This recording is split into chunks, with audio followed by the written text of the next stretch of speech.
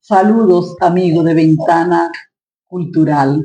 Hemos abierto la ventana para la cultura y esta apertura de la ventana de la cultura lo hemos abierto de espalda al mar, a nuestro mar Caribe, al mar que nuestro poeta nacional, don Pedro Nil, decía: hay un país en el mundo colocado en el mismo trayecto del sol. Ahí está el sol junto a nuestro mar. Bienvenido a este espacio de la cultura, nuestro Carlos Sánchez, un gran trabajador de la cultura, y nuestro gran amigo Juan Freddy Armando. Aquí estamos en un gran banquete. ¿Qué usted piensa? Bueno, sin duda, poder tener la oportunidad de encontrarnos con personas renombradas, de una trayectoria limpia y admirable en el ámbito de la gestión cultural de nuestro país, es una gran oportunidad para Ventana Cultural. Juan Freddy Armando y Carlos, hermana Gisela, tienen en común que yo sé que son muy conocidos como gestores, porque el uno ha sido director de la Biblioteca República Dominicana, director del Centro Cultural Reservas. Carlos ha sido comisionado de cultura en Estados Unidos, pero hay en ellos vasos comunicantes. Son dos activos culturales de la República Dominicana, ambos son poetas y ambos también son amantes de las artes en sentido general, desde el teatro hasta el cine, desde la dramaturgia hasta la escritura. Y yo quisiera preguntarles, para comenzar, de alguna manera hay que comenzar, ¿cómo ellos ven, qué perspectivas ellos le ven al arte en la República Dominicana? O sea, pensando en los padres de jóvenes que ven este programa, en los jóvenes que nos siguen, si tiene sentido, según su mirada, hacer arte, estudiar arte, practicar arte en la República Dominicana del siglo XXI. Sí, bueno, saludo a ustedes. Qué bueno que nos reciban este programa y estar acompañados de Juan Freddy Armando, un amigo de mucho tiempo. Como tú decías, compartimos el arte, la cultura, en fin. Bueno, sobre tu pregunta debo decirte que el arte no está separado de lo que es el contexto de una sociedad, porque parte de ella. Por tanto, todo lo que influye positivamente en una nación lo hace también a través del arte, en el aspecto económico y en todos los aspectos. O sea, una sociedad marcha con el paquete completo. Si tú ves que hay deficiencia en una sociedad en el aspecto económico, va a influir en todas las demás géneros y literatura, cultura, en fin. En estos momentos en nuestro país, todos ustedes estamos viviendo una degradación general de lo que es la cultura, y tiene significado en el hecho de, saliendo un poco más amplio, lo que ha ocurrido en el mundo, que ha sido el cambio de las ideologías. El mundo ahora en este momento ha abandonado las ideologías. Recuerdo, ustedes recordarán, que en nuestro barrio existían, por ejemplo, los clubes culturales que eran impulsores con una ideología contestataria del sistema mismo para el cambio social. Sin embargo, ¿dónde están los clubes ahora mismo? El mundo cambió y eso no fue positivo, eso fue negativo. Sin embargo, el arte se mueve a un sucio del lodo como un diamante en la sociedad, y siempre hay aportaciones de los escritores y los artistas. Son los que sobreviven. No sé si ustedes vieron la película Fahrenheit 451 de François Truffaut, donde hubo una crisis social y un grupo de escritores, para salvar la civilización, se convirtió en un libro, porque el sistema quemaba los libros. las mangueras de los bomberos no tiraban agua, era fuego para quemar las librerías. Y para evitar la desaparición de la cultura, entonces ese grupo de rebeldes se convirtió en un libro. Yo soy el príncipe de Maquiavelo. Y lo encontraron recitándolo en una montaña. Yo soy tal libro. Ellos eran los hombres libros de François Truffaut. En este momento tiene que haber una respuesta contestataria a lo que es la degradación del sistema. Dentro de esa degradación hay una subcultura y una contracultura. Y entonces, en la subcultura, esa subcultura adopta cosas de la cultura hegemónica, pero también genera su propia música, su propia forma de hablar. Lo que ocurre en nuestros barrios. El dembow, por ejemplo, es una creación dominicana de una subcultura que subsiste dentro de la cultura hegemónica. Pero también esa subcultura adopta algunas cuestiones de la cultura hegemónica. La contracultura no, la contracultura es contestataria, pero cuando están desprovistas de ideología, como en este momento, cae en la degradación. Lo que pasó, por ejemplo, con el movimiento hippie se opuso a la guerra de Vietnam y decayó. Era una contracultura, pero se convirtió en una subcultura a tal extremo que se degradó tanto porque no tenía una ideología de transformación de la sociedad. Bueno, el hipismo cierra con los crímenes del clan Manson, que se recuerdan ustedes. Charles Manson asesinó a Sharon Tate, esposa de Roman Polanski, en la degradación del movimiento hippie. Matar cerditos, ¿recuerdan? Vamos a matar cerditos. Y ahí llegó el movimiento hippie. Sin embargo, hay un crecimiento sostenido de la economía, del Producto Interno Bruto, que se ha reflejado en el presupuesto general anual de la nación. Parece como que no hay correspondencia entre ese crecimiento y la integración de esos sectores marginales que se expresan mediante esas apuestas culturales que no llegan a ser propuestas de transformación social. Así es, porque el crecimiento económico no necesariamente va concomitantemente ligado a lo que es el desarrollo del pueblo.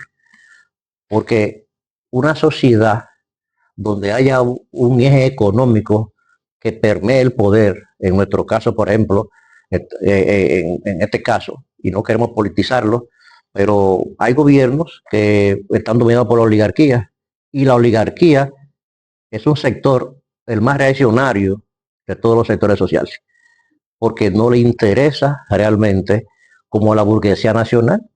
La burguesía nacional se interesa por el desarrollo de sus industrias y empresas, porque de eso depende el futuro de ellos mismos, pero a la oligarquía no le interesa eso. La oligarquía le interesa sacar su dinero lo más rápidamente posible. Entonces, en esas condiciones, el pueblo no le va a llegar parte de ese desarrollo. Por tanto, no hay preocupación de los sectores que tienen que preocuparse por la cultura, por ejemplo, y están de espalda a sectores de los barrios populares que están creando su música, su lenguaje, y son invisibles para el sistema. A ser invisibles, crean ellos su propia expresión cultural, inclusive agresiva, que es una forma de enfrentarse a quien no los ve. El grafitismo, por ejemplo, en Estados Unidos, yo vivo en Nueva York muchos años, y entonces, ¿qué pasó ahí? Que eran tan agresivos que ellos querían dañar lo más posible a la sociedad. Hacer un grafite en un edificio público, eso era celebrado por esos sectores subterráneos de la sociedad. Yo vi con mis propios ojos en el tren un tipo con una cuchilla. Bueno, hay un poema, tú lo habrás leído, que dice aquello que con sus almas afiladas y cuchillas brillantes rayan las ventanas del tren de medianoche, porque yo lo vi, y le hacen hueco a esas ventanas, dañándolo. Pero esa es una expresión consciente. No, eso es una expresión inconsciente de una violencia contestataria hacia el que no los ve, que es el sistema. Pero ¿qué ocurre aquí? Ahí existe la 42 en Capotillo, que eso es lo último, ahí se hace lo que sea. Pero de ahí salió una expresión cultural que es el dembow, que es creación dominicana, es una mezcla de ritmos, porque esos grupos generan, y han salido obras de arte de ahí también, porque la gente de grafiti han vendido obras en $100,000 y en $250,000. Juan Tapia Mendoza, por ejemplo, es un médico dominicano, eminente médico dominicano, un pediatra que viene del grafitismo, y él dijo una vez que se vendieron obras en $100,000, porque de esos sectores pauperados, ignorados por el sistema totalmente, a la fuerza viva surge la obra de arte. Surge la obra de arte. Como quiera, como dice ahorita, arrastrado en el fango, el arte y la literatura van saliendo. Eso es lo único que sale. Es más, es a lo menos que se le puede acusar de nada a los escritores, a los artistas. Nunca han matado, nunca han provocado grande guerra a la humanidad. Usted nunca han visto que los artistas invadieron Palestina y mataron a los palestinos. No, son los políticos y los militares. Qué interesante. La verdad es que usted es una escuela, como también es una escuela nuestro amigo Armando. Déjame decirle que este programa está dedicado a los niños, a los adolescentes, a los jóvenes, a los grandes intelectuales dominicanos, a las personas sencillas que quieren aprender, que quieren hacer de su vida una cultura. O sea, que quieren hacer una cultura, porque la cultura, como decimos, se hace. Entonces, a mí me gustaría que usted me diga, por ejemplo, nosotros decimos muchas veces, ¿cómo llegamos a la persona de condiciones económicas, que usted puso mucho el ejemplo, en el caso de la 42 de Capotillo? ¿Cómo llegamos? Y yo no estoy de acuerdo que digamos cómo llegamos. O sea, como que nosotros vamos a llevarle cultura, la cultura, ellos son cultura. A mí me gustaría que usted me diga a mí, ¿cómo interpretamos mejor ese sentir de esas personas de condiciones que hacen cultura y que muchas veces no son tomados en cuenta? ¿De qué manera podemos nosotros contribuir para que esas personas se asientan y ellos mismos, su arte sea tomado en cuenta? Que usted me hable de las condiciones de esas personas de escasos recursos económicos, porque la gente cree que el arte se hace con muchos recursos económicos, pero el arte no es, el arte es, hasta yo me sienta a juntar mucha tapita y a ponerla como hacíamos nosotros cuando éramos niños en un alambre, es arte. La ruedita, la cosita que hacían, eso es arte. Entonces me gustaría que usted me hable de eso, de esa forma cultural de esas personas.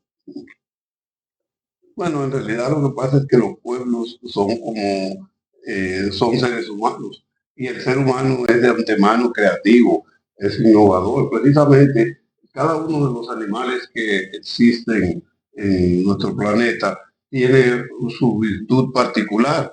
Uno tiene grandes cuernos para cornear a los demás, otros tienen grandes garras o tienen grandes fauces, y cada uno tiene su arma para vivir. En el caso del ser humano, que no tiene nada de eso, su arma es la inteligencia. Y entonces ese animal, precisamente porque tiene el arma principal, ha llegado a dominar todo el planeta, precisamente porque tiene el arma principal, que es la inteligencia. Entonces, en el desarrollo de la inteligencia, las diferentes clases sociales, cada una tiene su creatividad, que por más baja que sea la clase social, tiene su capacidad de invención.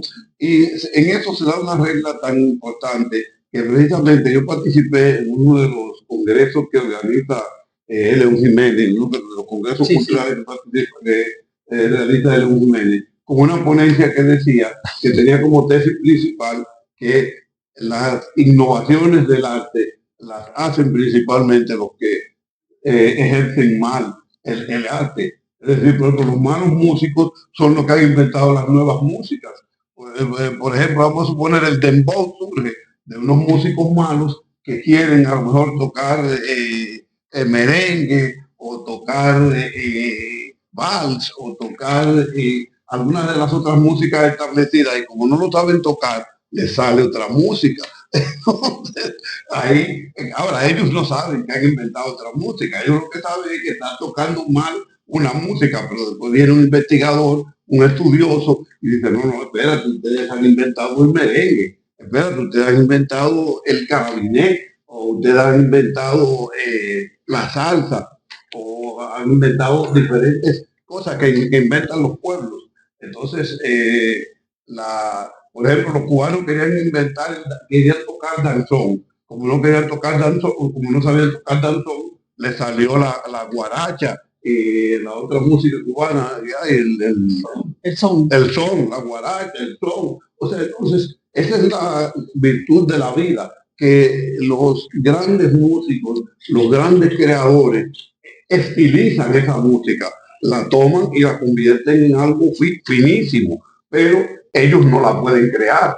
Por ejemplo, los grandes músicos no pueden crear esas cosas innovadoras, porque para crear esas cosas innovadoras hay que salirse del canon. Y esos grandes músicos les resulta difícil salirse del canon. Ahora, inspirados en esa mala música, ellos hacen cosas que son finísimas, son grandiosas. Entonces, y eso mismo pasa en literatura. Fíjate que la literatura latinoamericana, ¿en qué se inspira?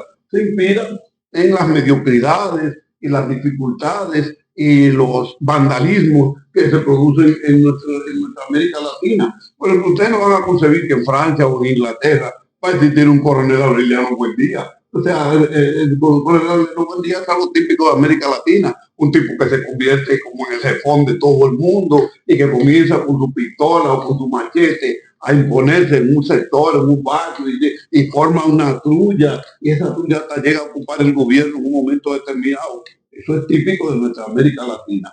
Entonces, por eso decía Mario Vargas Llosa algo muy interesante. Él decía, nosotros los escritores latinoamericanos comenzamos a escribir una gran literatura cuando nos dimos cuenta que el hombre común y de la calle de América Latina es un personaje literario tan bueno como el de los habitantes franceses o los ingleses o los norteamericanos, porque en eso se inspiran los escritores norteamericanos. Generalmente los escritores beben de la parte como más pútrida de la sociedad. Uno se puede leer, por ejemplo, el realismo mágico latinoamericano viene de Faulkner, por ejemplo, de los Estados Unidos, pero Faulkner se inspira en los sectores más bajos de los Estados Unidos. Entonces, esa fue la lección que se aprendieron los escritores latinoamericanos. Ellos no lo imitaron a él, ellos se dieron cuenta de que así como él se lanzó hacia lo típico de Estados Unidos, nosotros podíamos lanzarnos hacia lo típico de América Latina y entonces sacar todas esas cosas virtuosas de García Márquez, de Cortázar, del propio Vargas Llosa, de Carlos Fuentes, de todos esos grandes genios que ha tenido nuestra literatura. Hay algo anecdótico, escúchame, Rubén, con lo que decía Juan Freddy también. Vargas Llosa dirigía un programa de radio en Francia y entonces él estaba recolectando autores latinoamericanos. Él no conocía tantos autores latinoamericanos, él vivía en Francia. Y un amigo le llevó un libro de un escritor latinoamericano, colombiano. Y cuando él leyó esa novela, se volvió loco. Ese escritor era Gabriel García Márquez, dijo, pero yo quiero conocerlo. Porque esa novela era el realismo mágico en líquido, en esencia. Y como decía Juan Freddy, era sobre el tema esencialmente latinoamericano, que no lo trataban en ninguna parte del mundo. Era con personajes latinoamericanos que eran grandes personajes. Y entonces Vargas él decía, García Márquez no era un intelectual, pero era un tipo extremadamente creativo como literato. Entonces ahí él conoció la novela de García Márquez y se hizo amigo de García Márquez. Claro, y escribió. No, y a propósito de eso, déjame que un día hay un muchacho que tiene un programa de la televisión, ahora no me acuerdo cómo se llama, un día estaba entrevistando él logró llevar a su programa a Freddy Vera Goico, que era, ¿verdad?, una superestrella, y por tanto el programa de él iba ahí para arriba, porque era Freddy Vera Goico. Entonces le pregunta a Freddy, dime, tú que has tenido tanto éxito en la televisión, ¿cómo se puede tener éxito en la televisión? Freddy le dio una respuesta genial. Freddy es inteligentísimo. De hecho, el pueblo dominicano no conoció hasta dónde era Freddy brillante, por ejemplo, como escritor, porque él no se quiso dedicar, digo, no se pudo por todos sus líos, pero cuando uno lee, por ejemplo, muchos de los guiones que hacía para este programa, eran piezas literarias excelentes. Entonces Freddy le dice, bueno, mira, para tú tener éxito en la televisión, tú lo que tienes que hacer es conseguir dos cosas. Uno, sé tú mismo, sé como tú eres. No te pongas a tratar de inventar y que ser de otra manera. Sé como tú eres. Y la otra cosa es que tú tienes que tener la suerte de que esa forma en que tú eres le guste a la gente. Pero tú nunca debes dejar de ser como tú eres. Entonces yo creo que eso es fundamental. El éxito de nuestra literatura, de la literatura latinoamericana, viene cuando nosotros nos damos cuenta de que nosotros somos literariamente valiosos, que no tenemos que estar copiando los esquemas franceses, los esquemas ingleses, para hacer una literatura de calidad. Y entonces cuando regresamos a nuestro propio hombre, con su sombrero, con sus zapatos mal puestos o a lo mejor descalzo, con su forma de hablar poco educada, nos damos cuenta de que ese hombre con una forma de hablar poco educada, mal vestido, sin embargo tiene ideas y tiene frases y tiene hechos ingeniosos. Pues yo creo que ahí hay una lección interesantísima para quienes hoy, jóvenes o adultos o padres o profesores que están siguiendo esta entrega de Ventana Cultural RD, hay un consejo, hay una fuente acerca de cómo hacer literatura, cómo crear literatura. Y me encantaría, como ustedes además tienen en común la condición de poetas, que pensando en quienes nos ven en Gaspar Hernández, en Santo Domingo, en El Cercado, en Juan Santiago, en las Matas de Farfán, que ustedes nos digan en el próximo segmento cómo surge un poema, cómo se escribe, qué es lo primero, qué es lo que se necesita para escribir un poema o un cuento, acaso una novela o un artículo periodístico o un ensayo, dentro de unos instantes.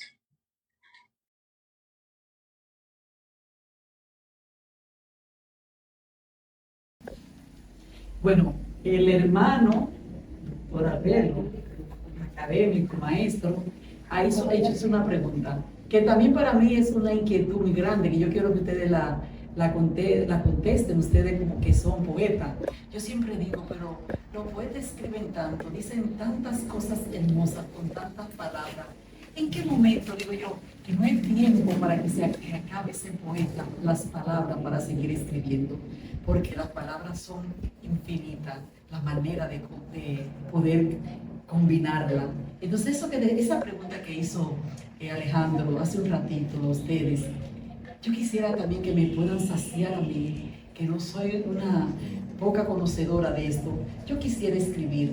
Y a veces me dicen, pero tú escribes eso. Le digo yo, ¿pero qué voy a escribir? Yo no sé cómo comenzar a escribir. Díganme de eso. Bueno, esa es la gran interrogante de lo que es el arte y el lenguaje. Es un sistema de comunicación totalmente diferente.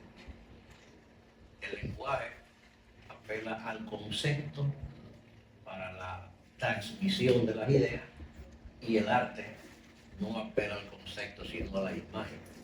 Por tanto, son dos vías paralelas que se han manifestado desde que el casi hombre existió al principio de la humanidad, cuando no existía el lenguaje. El arte, a través de imágenes, hasta de sonido, hasta de danza, se podía comunicar cosas.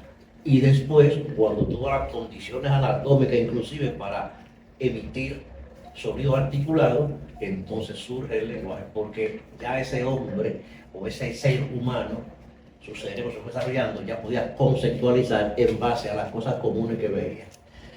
El lenguaje se basa en esas cosas comunes, el arte se basa en las cosas particulares y únicas de las cosas. Por tanto, cuando un pintor pinta un árbol, decía Pedro Mir, el gran Pedro Mir, decía, ¿a qué árbol se refiere? Que era una discusión de estética en su clase. Ahí durábamos 2 semanas hablando de eso y también de lo que era esencial de un objeto. Él decía, okay, ¿a qué árbol se refiere un pintor cuando pinta un árbol? Y los alumnos nos quedamos así esperando se refiere al árbol que existió, al árbol que existirá o al árbol que existe. Entonces él mismo se contestaba, se refiere a ese árbol porque refleja la singularidad particular y única de las cosas. El arte expresa no el sustantivo común, eso lo expresa el lenguaje a través del concepto. Por el lenguaje fuimos a la luna, decía Pedro Leir, pero por el arte podemos decir lo que una cosa, por qué una cosa es lo que es y no otra, que es la esencia del objeto. Y él decía, ok, ¿cuál es la esencia de la mesa? Todo el mundo creía que era fácil. Ah, no, pero la mesa tiene patas, no, la silla tiene patas. Ahí se complicaba el asunto. No, la mesa tiene una tapa que se pone arriba. Ah, pero hay más cosas que tienen tapa arriba y no son una mesa. Y ahí se complicaba el asunto. Y buscando entonces la esencia de las cosas, durábamos 2 semanas con Pedro Mir. Un genio. Entonces ahí con él aprendimos que no solamente en el arte se puede buscar la esencia de las cosas, se puede buscar en la política. ¿Cuál es la esencia? ¿Qué hace que Arbelo sea Arbelo y no Juan Freddy? Es el nombre. Bueno, Arbelo es Arbelo, pero ese es el sustantivo común, porque lo esencial de Arbelo no es el nombre de Arbelo, son otras características. Por lo tanto, el arte, por ejemplo, la poesía, que es una expresión artística genuina, tiene la gran contradicción de que tiene que usar, como toda obra de arte, un material que es conceptual para desconstruirlo e incorporarlo en beneficio de la obra de arte. Y entonces cuando usted ve un poema, usted no ve la palabra, usted ve la imagen que le llega. Es lo mismo cuando va a un parque, usted ve una estatua, una escultura preciosa, y usted ve esa escultura ahí que está ahí, usted nunca le dice, ay, mira cuánto yeso. Usted dice, ay, mira qué estatua más bonita. Usted ve la estatua porque el yeso se desconstruyó en una expresión nueva para construir la obra de arte. Pasa en la poesía también. Te agarra la palabra y la desconstruye. Y usted puede decir, en las calles, cuando veo una mujer, sin mirarla como ella se merece. Hágame una poesía. Eso lo estoy haciendo. Sí, eso es lo que quiero. En las calles, cuando en las calles veo una mujer sin mirarla, sin poder mirarla como ella se merece, es como cuando llueve en el viento, que el agua se confunde con la nada y yo me quedo con el deseo de ser lluvia para seguir mojando su rostro en la memoria. Solamente son palabras que se usan y se combinan para hacer eso. Esas palabras que son conceptos se desconstruyen y entonces sale una imagen para un poema. Y ese es un poemita malo. Hay otros que son, como reitero por ahí, de llanto y muerta viva. Si usted oye eso, usted se muere de la belleza. Y decimos belleza, y quizá no es belleza, quizá es comunicabilidad, la posibilidad, porque el arte, usted oye que se habla de belleza, es por un concepto aristotélico que viene de Grecia, porque Aristóteles decía que el arte es lo que es bello, lo que agrada. Pero en Alemania se desconstruyó eso con un concepto nuevo, con Baumgarten, que él decía, no, él no tiene que ser bella obra de arte, no puede ser, tiene que ser comunicativa, tiene que comunicar la singularidad particular y única de la cosa. Y dígame, usted.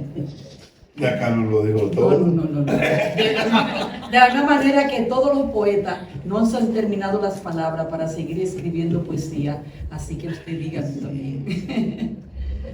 Bueno, voy a hablar un poco del proceso creativo que hace que surja un texto literario o un cuadro o una pieza musical. Generalmente el proceso creativo es entrar como en un estado de shock,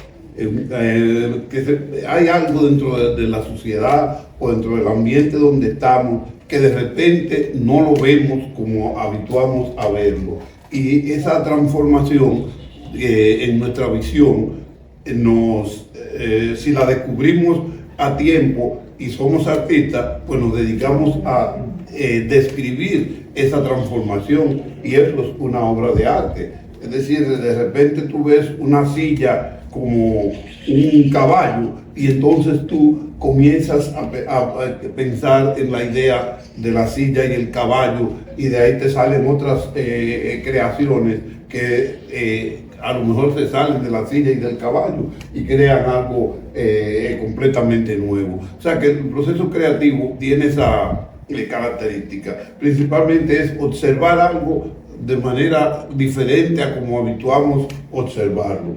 Y entonces de repente, por ejemplo, ese poema, Llantos a mi muerta viva, pues se me ocurrió la idea de escribir un poema dedicado a una muerta, y que sin yo dejar de pensar que ella está muerta, que ese sea un poema erótico, que en vez de producir pena, en vez de producir angustia, en vez de producir la tristeza de que ella está muerta, lo que se convierta sea en un motivo erótico, sin dejar de percibir la idea de que ella no está, comenzar a hacer un retorno a lo que ella fue, a lo que ella podría ser, y entonces enfrentar con un fenómeno nuevo el hecho creador, por el hecho de que un poema, habitualmente el poema de amor se le escribe a una mujer que está viva, a tu pareja, a tu novia, o a una mujer que no es tu novia, pero tú aspiras a ella, o a una mujer que existió y que a ti te hubiera gustado que fuera tu pareja, pero no,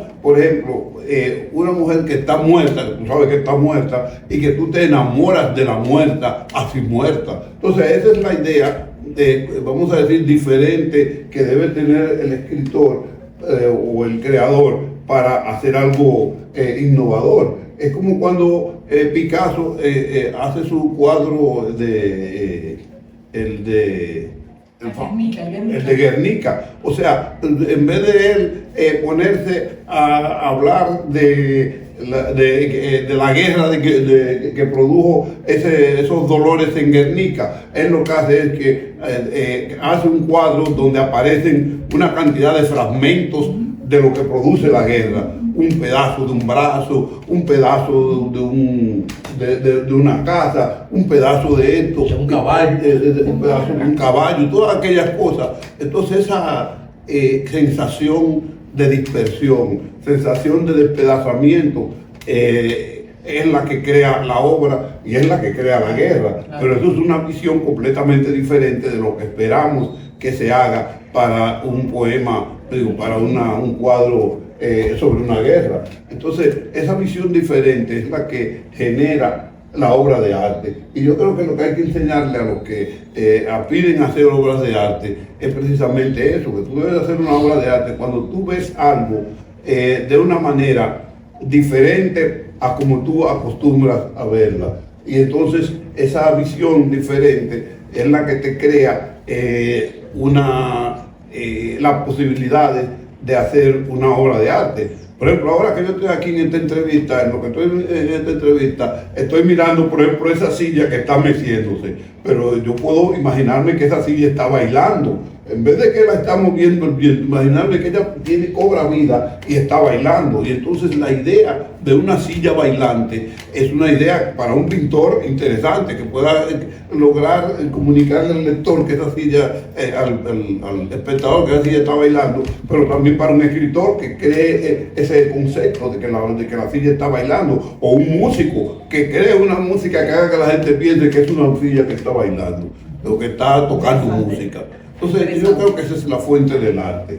Y el momento en que debe hacerse una obra de arte, yo pienso que ese es el momento en que tú ves lo que tú acostumbras a ver de la manera común, que tú lo veas de la manera diferente. Así es.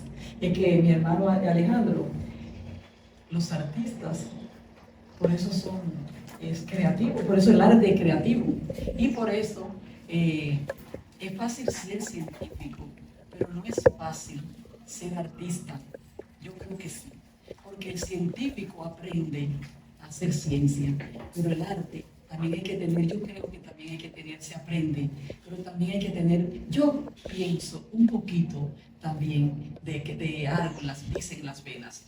Ustedes recuerdan que usted lo puso, nosotros en los años 80, que tuvimos la oportunidad de disfrutar de esos años donde los clubes eran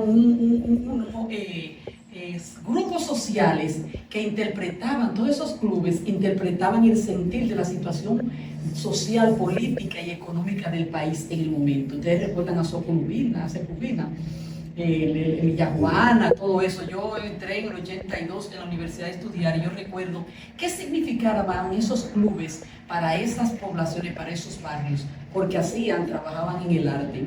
Y entonces nosotros recordamos también esos artistas como Silvano Lora que interpretaban el sentir de la situación del país con su performance. Pero también usted dijo lo que sucedía con los graffiti.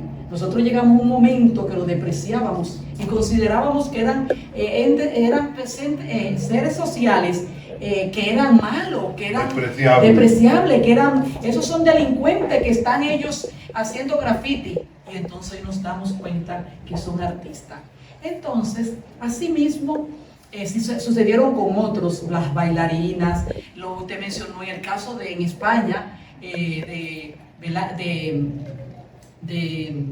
del Guernica, iba a mencionar Velázquez, porque él iba a mencionar la menina de Velázquez, de Picasso. El Guernica de Picasso, porque iba a hablar de la menina de Velázquez. Entonces, hoy en día, ¿piensan ustedes que nuestros artistas, nosotros tenemos muchos artistas en los diferentes géneros, bailarina, tenemos pero las meninas son un caso parecido también. Eso es lo que le decía. Entonces se interpretaba. Las meninas son unas muchachas que él veía pasear. Pasear entre las realezas, que eran compañeras de la realeza. Y son las mismas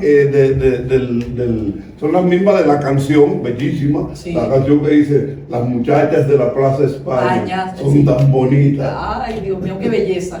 Entonces, y usted ahorita hablaba también de Lubitrer, y también interpretaron lo que era la guerra de Vietnam, Estados Unidos y Vietnam. Ahora, ustedes hoy en día, la República Dominicana, en el siglo XXI,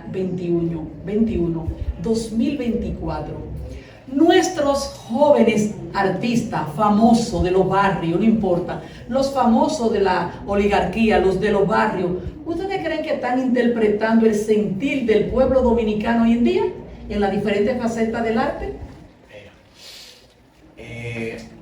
Toda música, en todo momento de la historia, tiene código sonoro. Y eso no podemos despreciar. El código sonoro, usted lo encuentra hasta en cómo se toca para una canción para niños. Son tonos menores. El tono menor para una canción infantil. La vaca, Lola, la vaca, son tonos menores. Y ese es un código infantil que a nosotros llega por el ritmo, pero que no lo escuchamos como música habitual para nosotros escucharla, porque ese código no nos genera las emociones que le genera a un niño. La cultura y el arte son epocales, también son de época y cambian. La cultura nunca es la misma. Nosotros no nos vestimos como se vestían cuando Santana inventó a los haitianos. Éramos criollos, pero no vestimos ahora como eso. ¿Por qué? Porque la cultura y el arte cambian y tiene sus códigos en cada época. Los códigos sonoros de este momento son los códigos de lo que está tocando en el mundo. Y no es porque sean degradaciones sociales, no. Ahora bien, ¿dónde interviene el problema negativo? Que el Estado está de espalda a los sectores sociales. Y como está de espalda a los sectores sociales, quienes capitalizan las cosas esas nuevas que están haciendo los muchachos, que nadie lo ve, que son pobres, y como nadie lo escucha, ellos escriben su letra como la palabra y le droga, porque eso es un mundo que vive, y viene un comerciante y dice, oh, pero espérate, aquí hay un filón, te agarran a Mozart La Para, agarran a el Alfa y se lo llevan. Y sucede que el Alfa tiene el código. El Alfa tiene el código y cuando lo lanzan comercialmente, ya él compra Ferrari y todo lo carros del mundo, porque el código conecta con el código sonoro de este momento. ¿Cuál es la situación que hay que manejar? Es el Estado. El Estado es responsable porque está de espalda todo eso. El Estado debería comercializar eso. Debería ser el ente que apoye al Alfa y le diga, ok, tú vas a comprar un carro, pero ven, vamos a hacer dembow, porque el dembow es un ritmo que nació de la combinación de varios ritmos. Sí, así es. Pero entonces el Estado está de espalda a esa gente, a esos muchachos que no tienen nada, que no saben de letra, que no saben nada, no saben escribir. Pero sale un nene de la amenaza, un muchachito de los barrios pobres, y hizo una canción que yo que soy un anciano, oigo a este muchacho, oigo los códigos, digo, oye, pero ven acá, pero ese código de los muchachos por ahí me gusta. Y yo me sorprendí cuando vi que la Chanti mataba. Pero, ¿qué es la Chanti? ¿Y qué es lo que dice con que mataba? Que ella misma la enrolaba, la droga. Pero es una canción tan preciosa, pero el Estado está de espalda a esos muchachos. Por tanto, es una responsabilidad del Estado meterse en eso, porque ese código es el código de esta época. ¿Por qué venden esos muchachos? ¿Por qué venden? ¿Por ser millonarios? Porque ese es el código de esta época y es el código de Estados Unidos y en Francia, en Alemania. Usted se va a cualquier lugar y ese es el código de los jóvenes. Pero el Estado tiene que hacerse responsable y tomar en cuenta eso, pero el Estado no lo entiende. Cuando hablo del Estado, no quiero hablar del presidente, porque ninguno se preocupa por eso. Ni el mío, ni que me simpatiza a mí, ni que me simpatiza a usted, ni usted. Ninguno se preocupa de eso.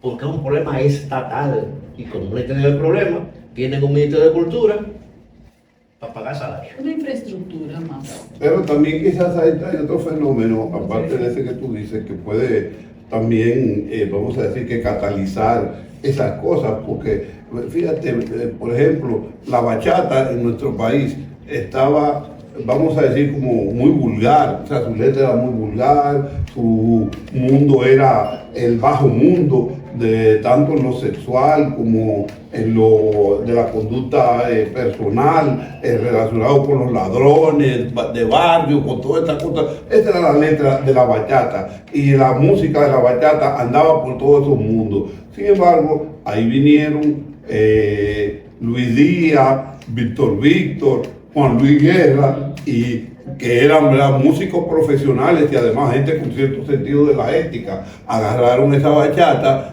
y la convirtieron en un símbolo nacional, en un símbolo internacional y con otras letras.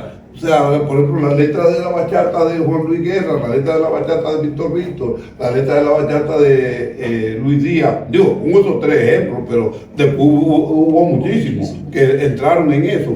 Y entonces transformaron la visión sobre la bachata. Pero un fenómeno parecido, porque el fenómeno se da siempre, casi siempre con las obras de arte, ese fenómeno, un fenómeno parecido ocurre también con el merengue. O sea, el merengue en la República Dominicana era una música de tan baja ralea, esta es la palabra, de tan baja ralea, que no se aceptaba en los salones. A estos gente de clase media y de clase alta de este país, no había quien le ponían un merengue y te sacaban del salón. De hecho, este muchacho, ¿cómo se llama? No me acuerdo, un músico, ahorita me acuerdo, un músico dominicano que él contó que a él lo sacaron, lo querían sacar de la Orquesta Sinfónica, porque él se puso a tocar un merengue.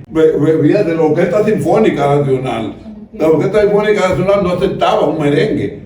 Entonces, ¿qué pasa? Que lo que pasa es que esas cosas van evolucionando. Entonces la gente rechazaba la bachata hasta que la agarraron los grandes músicos, los maestros de la música, y la tocaron. Entonces ya con una versión de ellos se transforma. Pero eso mismo ocurrió con el tango.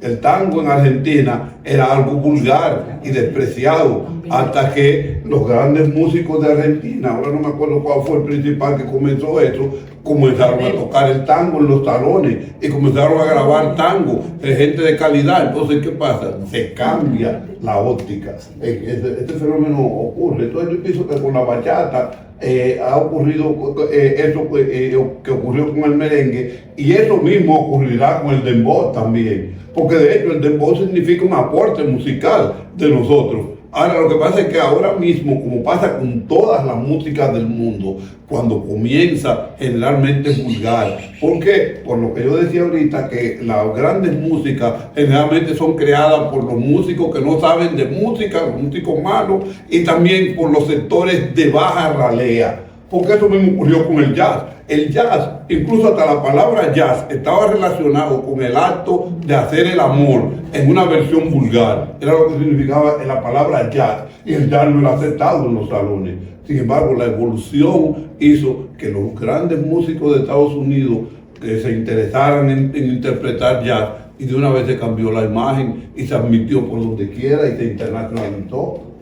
Han dado un banquete. pequeño paréntesis. Un banquete, no han hecho un banquete. Evidentemente, como dice Juan Freddy, solamente el papel del Estado es acelerar Ese proceso. acelerarlo para que no dure demasiado. Como dice Juan Freddy, el tango fue eso, que nació de los barrios peores de Argentina. Sin embargo, fue llegando poco a poco, pero el Estado intervino en la ayuda y la comercialización de esa música. Entonces surgieron los Carlos Gardel y toda esa gente para purificar y llevarlo. Porque la bachata dominicana sigue siendo rastrera. No, y la Sigue bachata surgió. sigue teniendo letras horribles. Pero ¿qué pasa? Con lo que estamos Freddy, cuando entra Juan Liguera, Víctor, Luis Díaz, etcétera, etcétera, entonces le dieron una fisonomía para llevarla a donde quieren, a donde lo que oprimen, a esa masa oprimida que están bailando en los salones.